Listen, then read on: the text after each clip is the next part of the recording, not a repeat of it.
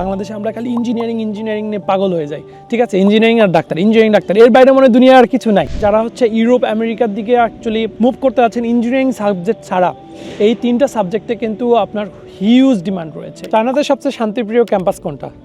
চায়নার কোন ক্যাম্পাসে অ্যাকচুয়ালি স্টুডেন্টদের ট্র্যাকিং সবচেয়ে কম করা হয়? আমার 8 বছরের অভিজ্ঞতায় এর থেকে শান্তিপ্রিয় ক্যাম্পাস আর একটাও নাই।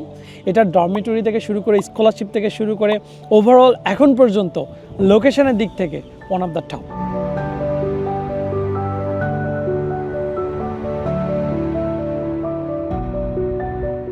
চায়নাতে সবচেয়ে শান্তিপ্রিয় ক্যাম্পাস কোনটা? চায়নার কোন ক্যাম্পাসে অ্যাকচুয়ালি স্টুডেন্টদের ট্র্যাকিং সবচেয়ে কম করা হয়? সত্যি কথা বলতে গেলে ডরমিটরি এবং কিচেন থেকে শুরু করে আদার্স যে ফ্যাসিলিটিগুলো থাকে সবচাইতে টপ নোজ কোন ক্যাম্পাসে? আমি চায়নাতে আছি প্রায় 8 বছর। আমি আমার ব্যাচেলর ডিগ্রি চায়নাতে কমপ্লিট করেছি and after that main time এবছর আমি আমার মাস্টার্স ডিগ্রি শেষ করতে যাচ্ছি। সো ওভারঅল 8 বছরের অভিজ্ঞতা থেকে আমি প্রায় 200+ ইউনিভার্সিটির সাথে পরিচয় হয়েছে। 100+ ইউনিভার্সিটি ভিজিট করার সুযোগ হয়েছে। ইউনিভার্সিটি ডিন, ভাইস ডিন থেকে শুরু করে স্টুডেন্টদের সাথে পরিচয় হয়ে তাদের থেকে এক্সপিরিয়েন্স শোনার সুযোগ হয়েছে। সব কিছু মিলায় রাইট নাও আমি এখন ন্যানজিংয়ে আছি।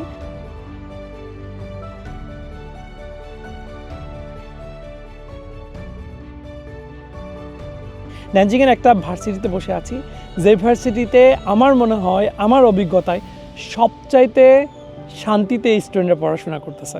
মেইন যে প্রবলেমটা হয় ইউনিভার্সিটিগুলোতে, ট্র্যাকিং, কোথায় যাচ্ছেন, কখন যাচ্ছেন, নির্দিষ্ট টাইমে ডরমিটরিতে ঢোকা বের হওয়া, ডরমিটরিতে অ্যাকচুয়ালি একসাথে 4 জন থাকা বা 2 জন থাকলেও ডরমিটরি যে রুম ফ্যাসিলিটিগুলো থাকে সেগুলো খুব কনজাস্টেড থাকে, air condition, lift, washing machine, কিচেনটা সবচেয়ে ইম্পর্টেন্ট, ঠিক আছে? পার্সোনাল কিচেন, এই সব ফ্যাসিলিটির কথা যদি আমি তুলনা করি তাহলে আমার কাছে মনে হয় যে এই ক্যাম্পাসের সাথে তুলনা করতে গেলে আর কোনো ক্যাম্পাস আসলে ধারে পাশেও আসে না।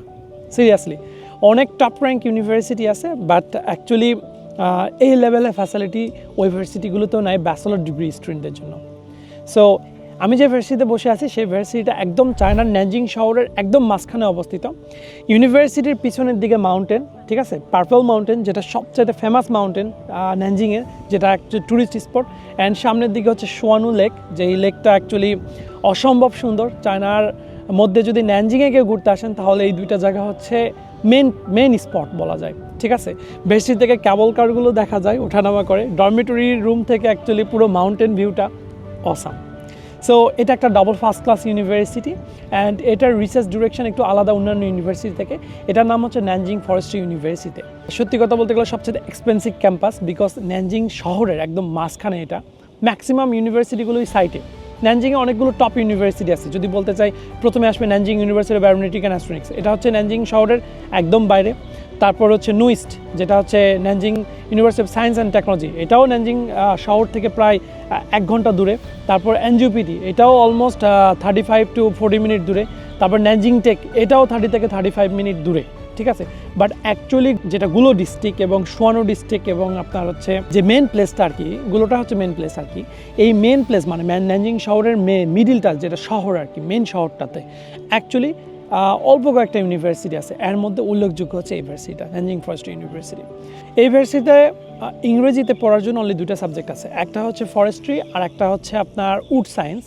সো স্কলারশিপটাও অনেক lucrative. Tuition fees free, insurance free, only hostel fee আপনাকে পে করতে হবে অ্যান্ড কাইন্ডা আনকন্ডিশনাল বলতে পারেন। ওভারঅল ফ্যাসিলিটি অনেক ভালো। তো মেনলি ফরেস্ট্রিতে অনেক স্টুডেন্ট এখানে পড়াশোনা করতে আসে। সো ফরেস্ট্রি সম্পর্কে আমাদের কিন্তু আইডিয়া আমি বলবো খুব একটা বেশি নাই। ফরেস্ট্রি সম্পর্কে আমরা একটু ডিপলি ভাবতে চাই আসলে এই সাবজেক্টটাতে কী পড়ানো হয়। মেনলি এই সাবজেক্টটার যে 3টা জিনিস থাকে সেটা হচ্ছে আপনার সয়েল, ওয়াটার আর একটা হচ্ছে আপনার এয়ার। সো আপনার সয়েল আপনার হচ্ছে কী ধরনের মাটি, কোন ধরনের গাছপালা বা অ্যাকচুয়ালি বলতে গেলে বর্তমান সময়ে আসলে গাছের যে গুরুত্ব এটা তো অপরিসীম। প্রথমে আসি এয়ার নিয়ে। সো এয়ার পলিউশন বা এয়ার কোয়ালিটি কীভাবে ভালো করা যায়, যেটা আমাদের বাংলাদেশের সবচাইতে বেশি জরুরি। আমাদের বাংলাদেশের এয়ার পলিউশন তো এখন হাই লেভেলে রয়েছে। আমি যদি 10টা কান্ট্রি ধরি 10টার মধ্যে বাংলাদেশ মাস্ট বি থাকবে এয়ার পলিউশনের দিক থেকে। দেন ওয়াটার পলিউশন বা how to make water more clean, so এই টেকনোলজিগুলো নিয়ে এখানে মেনলি গবেষণা হয়, এই সাবজেক্টটার মধ্যে আছে। পাশাপাশি আপনার হচ্ছে সয়েল টেকনোলজি। সো এই তিনটাই কিন্তু খুবই ইম্পর্ট্যান্ট। অ্যান্ড যারা হচ্ছে ইউরোপ আমেরিকার দিকে অ্যাকচুয়ালি মুভ করতে যাচ্ছেন ইঞ্জিনিয়ারিং সাবজেক্ট ছাড়া, এই তিনটা সাবজেক্টে কিন্তু আপনার হিউজ ডিমান্ড রয়েছে। এই তিনটাই কিন্তু এই ফরেস্ট্রি আন্ডারে। সো ফরেস্ট্রি একটা পার্ট এইগুলা। যেমন রিসেন্টলি আমরা দেখতেছি হিট ওয়েভ আসতেছে, সব কিছু মিলে এগুলো কিন্তু গ্রিন হাউস ইফেক্ট বলতে গেলে আপনার হচ্ছে এই যে গাছপালা কম থাকার কারণে এবং আপনার হচ্ছে জলবায়ু থেকে শুরু করে সব কিছু এই যে ব্যালেন্সের যে ব্যাপারটা থাকে এটা না থাকার কারণে। আমি চায়নাতে আছি, সত্যি কথা বলতে গেলে এখানে প্রচুর পরিমাণ গাছপালা, অ্যান্ড ওরা মনে হয় সবচেয়ে বেশি ইনভেস্ট মনে হয় এই জায়গাতেই করছে। আর রাস্তাঘাট ইউনিভার্সিটি থেকে শুরু করে সব জায়গায় গাছপালা, অ্যান্ড যেখানে যেটা সুন্দর লাগে তখন সেখানে সেভাবে ওরা সেট আপ করেছে। এই যে সুন্দর করে পরিকল্পিতভাবে সব কিছু যে তৈরি করছে, এটা এই ইঞ্জিনিয়ারিংয়ের পিছনে যে ভার্সিটিগুলো অবদান আছে, সেই ভার্সিটিগুলো উল্লেখযোগ্য হচ্ছে ফরেস্ট্রি ইউনিভার্সিটিগুলো। সো এটা অনেক ডিমান্ডেবল একটা সাবজেক্ট, কারণ বাংলাদেশে আমরা খালি ইঞ্জিনিয়ারিং নিয়ে পাগল হয়ে যাই। ঠিক আছে, ইঞ্জিনিয়ারিং ডাক্তার, এর বাইরে মনে হয় দুনিয়া আর কিছু নাই। সো দুনিয়াতে আরও অনেক কিছু আছে, যারা অ্যাকচুয়ালি বুঝবে, যারা এইরকম সাবজেক্টগুলো নিয়ে পড়াশোনা করবে, তাদের কিন্তু জব সেক্টরও অনেক, আমি বলবো কেন, কারণ এই সেক্টরটাতে আপনার কম্পিটিশনটা তুলনামূলক অনেক কম অন্য সাবজেক্টের তুলনায়। যারা এই সাবজেক্টে পড়াশোনা করবেন তারা কিন্তু অনেক দ্রুত আপনার প্রফেসর ফাইন করা, ইউনিভার্সিটি পাওয়া, পাশাপাশি অনেক কম্পিটিশন কমে আপনি অনেক ভালো পিএইচডি মাস্টার্সে ভালো কান্ট্রিতে আপনি অফার পেতে পারেন। সো রিসার্চেরও অনেক, যারা রিসার্চ বেস পড়াশোনা করতে চাচ্ছেন তাদের জন্য অনেক অপরচুনিটি রয়েছে। So that's it. আমার কাছে আমার 8 বছরের অভিজ্ঞতায় এর থেকে শান্তিপ্রিয় ক্যাম্পাস আর একটাও নাই। এটা ডরমিটরি থেকে শুরু করে স্কলারশিপ থেকে শুরু করে ওভারঅল এখন পর্যন্ত লোকেশনের দিক থেকে one of the top, and I love this university. That's it. See you in next video.